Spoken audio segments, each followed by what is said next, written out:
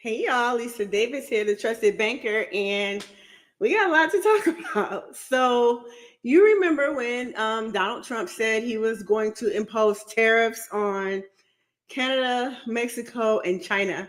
Well, today we had an update from Canada. It seems like, you know, Trump going in all hard. His first major international defeat has risen to us on Monday, February 3rd, because it has been a showdown with Canada that didn't end the way Trump wanted. Despite his tough talk, Trump folded. So let's break it down.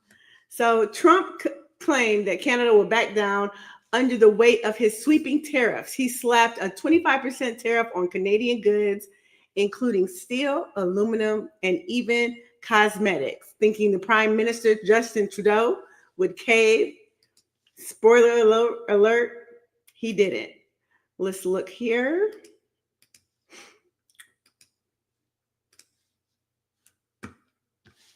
And see, what did Justin Trudeau have to say?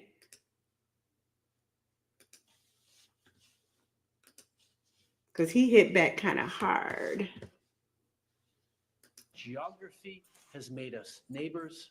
History has made us friends. Economics has made us partners. And necessity has made us allies. The actions taken today by the White House split us apart instead of bringing us together. Tonight, I am announcing Canada will be responding to the U.S. trade action with 25% tariffs against $155 billion worth of American goods.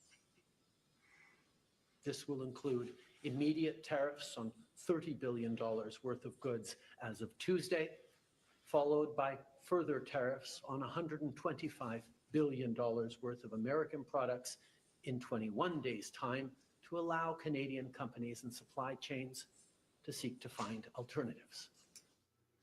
So it sounds like that Canada said, okay, you want to give us some tariffs? We're going to turn around and give you some tariffs. Like I said, 25% on Canadian goods, including steel, aluminum, and even cosmetics, thinking Prime Minister Justin Trudeau would cave in, but he didn't. Instead, he hit back harder. Canada imposed retaliatory tariffs on $105 billion worth of American goods. From paper products to pork to American whiskey, started pulling the liquor off the shelves.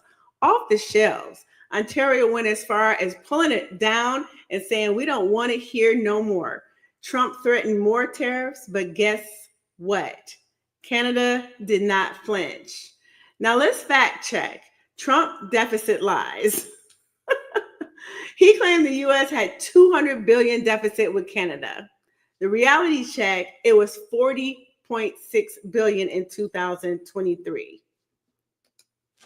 So let's look at the tariffs.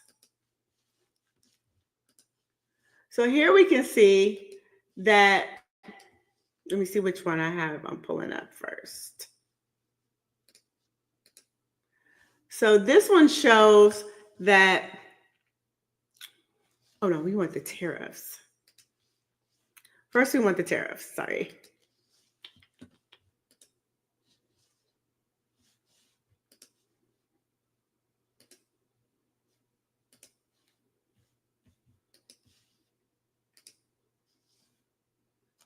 Here it shows the trade in goods from Canada and from the United States. And as you can see, in let's do this one.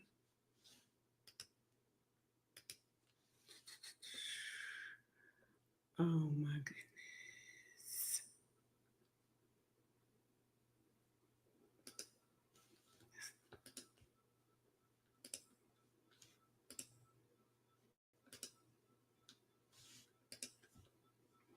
Didn't I have all this pulled up? Goodness, where is it? This is the difference between going live and fixing it before you go.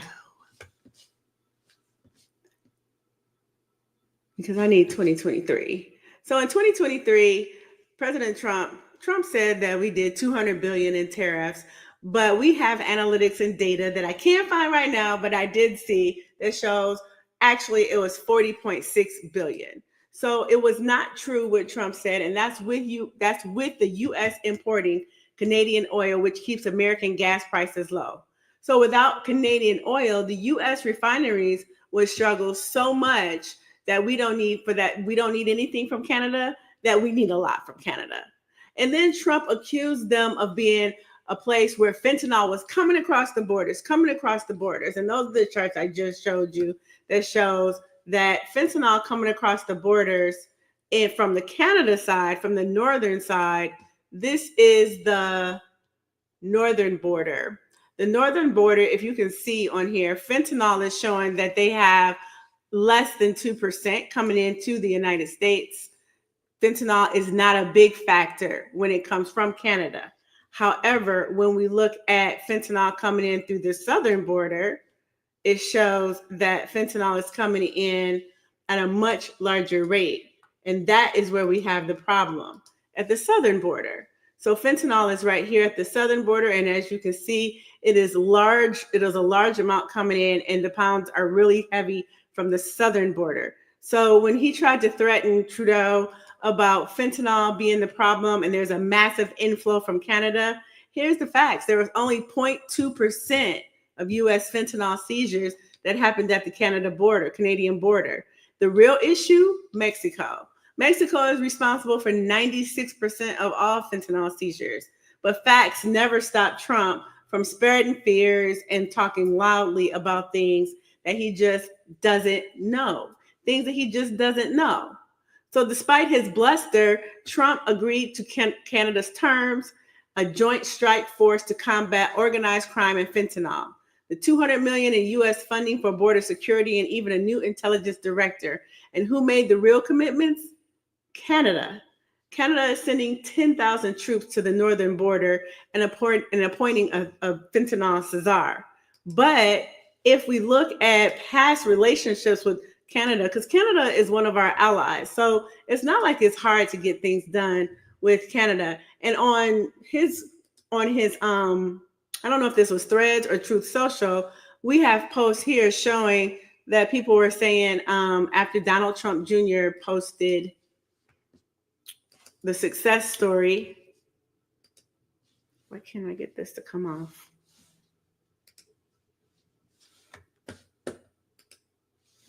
Donald Trump Jr. got on board and he started talking about the success stories that his dad had made success with these negotiations with Canada.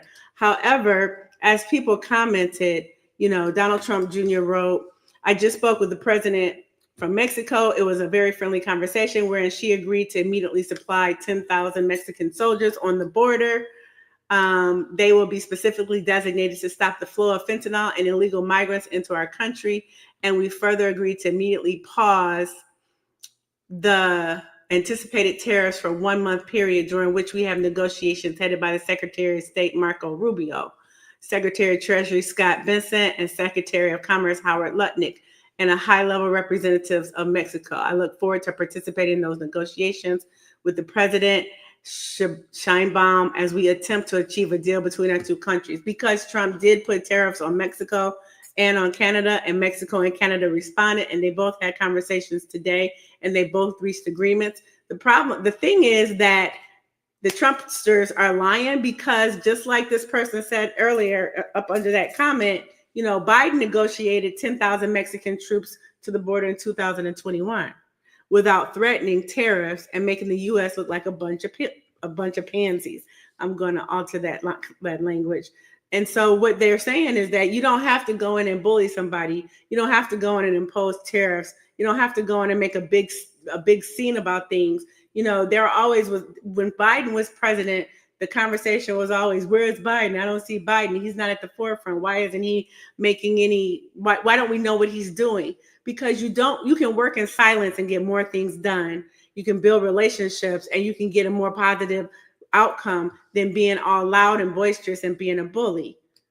The other thing was that I was trying to get to is this comment here from another Is this one? This is the same one. Biden previously had an agreement with Mexico, and they already have 10,000 troops at their northern border. The convicted felon folded once he saw the sinking Dow and the pressure he got from a lot of GOP leaders against tariffs, another Trump failure. And here's yet another comment.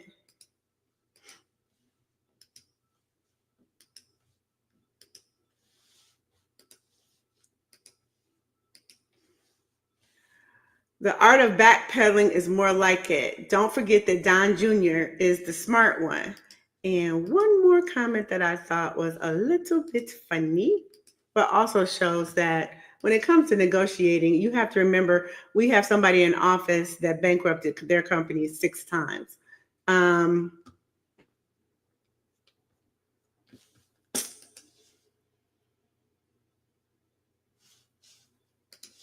Let's look up the rest of this. So it says, Trump wants you to believe Canada backed down, but the truth is he did twice in one day after 2 calls with Trudeau. When the facts are clear and the truth speaks for itself, Trump lost this battle, not because Canada was weak, but because the facts are stronger than the fiction. We already had an agreement to have 10,000 troops at the border. Canada does not have a big problem with fentanyl. Literally 0.2% of fentanyl crosses the Canadian borders into the country. And if they wanted to put tariffs, if we wanted to put tariffs on them, Trudeau was going to put tariffs on us. Besides the fact that we get a big portion of our energy from Canada. So it's been paused for 30 days after all this conversation, after Trump going around for the last 3 days being boisterous, being loud, being a bully, talking about what he was going to do. Today, with one conversation, the old man said, okay, I'll put it on pause. We won't do anything and we'll see what happens. Because Trump, his bark is louder than his bite. Trump's bark is louder than his bite. He doesn't know what he's doing. He's not going to do anything. And when he gets the pressure from other parties, because he's such a people pleaser, because he doesn't want to lose face, because he really, really, really deep down wants people just to like him, he gives in. He had no business going out and putting all these tariffs on all these countries without understanding the data, without understanding our allies, without understanding what we get from them, without understanding what they get from us, and without understanding that they can too turn around and put tariffs right back on us. So for right now, Mexico and Canada are at a pause, 30-day pause. More than likely, we won't hear anything else from this because Trump is going around now on Truth Social talking about how if it wasn't for him being the bully that he was and putting the tariffs out there, that Canada and Mexico would not have put 10,000 troops on the border, would not have been making a fentanyl czar for those countries, not knowing that these things were already created and laid out by Biden. We already had those agreements. We already had 10,000 troops on both borders, and we already had fentanyl czars. So my name is Lisa Davis. I am the Trusted Banker. We'll be back again to see more lies. More lies, a liar Trump. No, but I shouldn't say that. Yeah, I should say that. More lies, a liar Trump. But yeah, he's loud, he's boisterous, and he's wrong. So I hope you guys have a good day, and I will talk to you guys later. Bye.